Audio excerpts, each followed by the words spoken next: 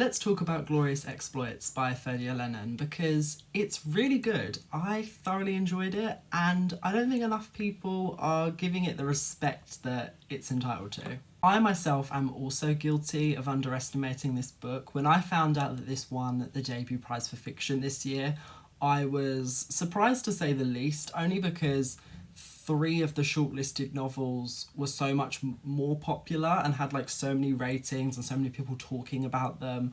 I, to be completely honest, knew nothing about this.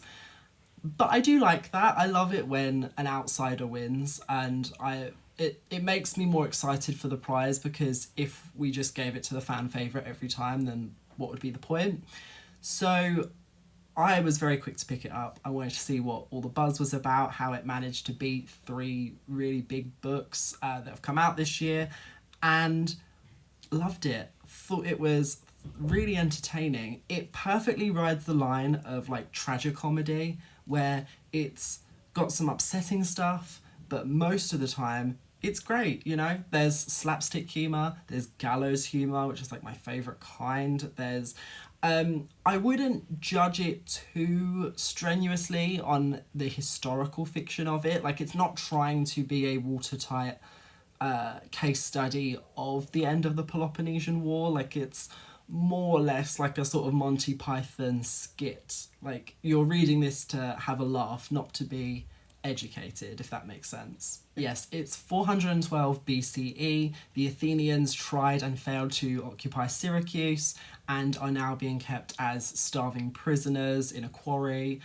We have our two main characters who are potters who are like looking for work, and they take it upon themselves to channel their love for Greek tragedy, specifically Euripides, and put together a play of Medea, and then later on the Trojan women, that uses the enslaved prisoners as like the ensemble cast. And that alone by itself is like a funny concept, but the characterization as well, the dialogue, the conversations they have, it's all very well thought out. Like, there's a lot of funny sequences in this book, and if you don't take it too seriously, I think you'll have a great time. Like, it's a perfect palate cleanser book. Like, if you're in between some real serious stuff, like, I'd pick this up and enjoy it.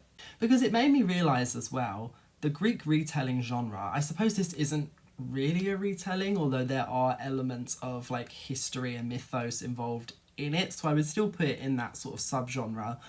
Those books are always so serious, and I don't necessarily mind it, but there are times where I think we could explore other tones, and this book completely does that for me. Like, it's a perfect jump into like Greek comedy. It felt very Aristophanes. Like, what's the play? I recently I read Lysistrata earlier this year, but what's the Aristophanes play where like, do they go down to hell to find a certain playwright because all art is dead or something like that? Like, it gives me that. Is it the frogs? I think it might be the frogs. Not sure. Don't quote me on that.